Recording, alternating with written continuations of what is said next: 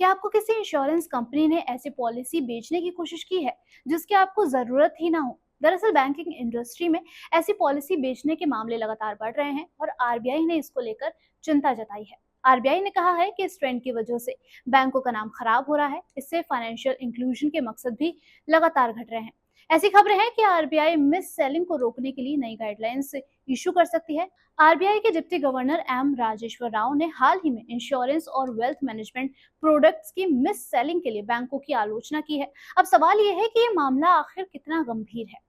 सेबी की 2024 की एक रिपोर्ट के मुताबिक बात करें तो सिर्फ फाइनेंशियल ईयर 2024 में गलत तरीके से इंश्योरेंस लिंक्ड इन्वेस्टमेंट प्रोडक्ट बेचने के 12,000 से ज्यादा शिकायतें आई थी। आईआरडीएआई ने बताया है कि साल दर साल के आधार पर फाइनेंशियल ईयर 2024 में इंश्योरेंस पॉलिसीज की मिस सेलिंग की शिकायतें 18% बढ़ गई हैं। मिस सेलिंग से न सिर्फ लोगों को नुकसान हो रहा है बल्कि इससे बैंकों की प्रतिष्ठा पर भी चोट पहुंच रही है और उन्हें कानूनी मामलों से भी उलझना पड़ रहा है। इससे फाइनेंशियल इंक्लूजन यानी कि आबादी के बड़े हिस्से को बैंकिंग सेवाओं के दायरे में लाने के मकसद का मजाक बनता है। बैंकों ने अपनी फीस आधारित इनकम बढ़ाने के लिए अपनी ब्रांचेस को एक सेल्स का जरिया बना दिया है। बैंक के स्टाफ ग्राहकों को रिस्क और कॉस्ट बताए बगैर ही यूएल, आईपी और म्यूचुअल फंड प्रोडक्ट्स बेच देते हैं।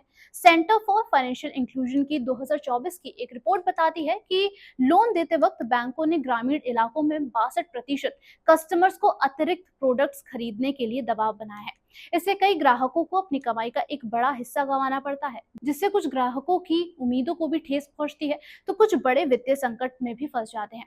आरबीआई के खुद का डेटा बताता है फाइनेंशियल ईयर 2024 के बैंक के खिलाफ अनफेयर प्रैक्टिस के इस्तेमाल से जुड़ी शिकायतें 15% बढ़ गई हैं। आरबीआई के डिप्टी गवर्नर राव ने बताया है कि मिस सेलिंग को रोकने के लिए नई गाइडलाइंस पर काम चल रहा है। आरबीआई ने 2024 में बैंक इंश्योरेंस के नियमों को सख्त बनाया था। बैंकों के इंश्योरेंस कंपनियों के समझौते की सीमा तय की गई थी। आरबीआई बैंकों को खुद लीगल तरीके से काम करने की सलाह भी देती रही है। अब अगला सवाल इसमें यह बनता है कि क्या नियमों के बन जाने से मिस सेलिंग का काम रुक जाएगा?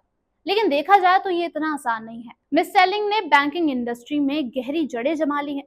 आरबीआई की सख्ती के बावजूद भी bank cross selling, insurance policy और वेल्थ प्रोडक्ट्स की बिक्री की फीस के रूप में कमाई करने पर फोकस करता है। क्रिजल की एक रिपोर्ट के मुताबिक बात करें तो प्राइवेट बैंकों के फाइनेंशियल ईयर 2024 में नॉन इंट्रेंस इनकम में इनकी हिस्सेदारी 20% थी और ऐसे प्रोडक्ट्स बेचने का दबाव बेंच में स्टाफ पर बनाया जाता है।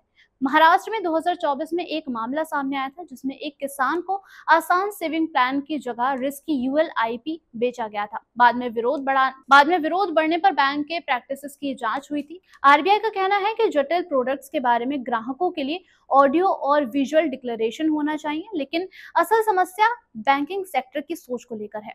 उन्हें सेल्स पर फोकस करने की जगह ग्राहकों के हित पर फोकस करना चाहिए। जब तक बैंक अपने रिवॉर्ड सिस्टम में बदलाव नहीं करेगा और जिम्मेदारी के साथ काम नहीं करेगा, तब तक मिस सेलिंग एक बड़ी समस्या बनी रहेगी।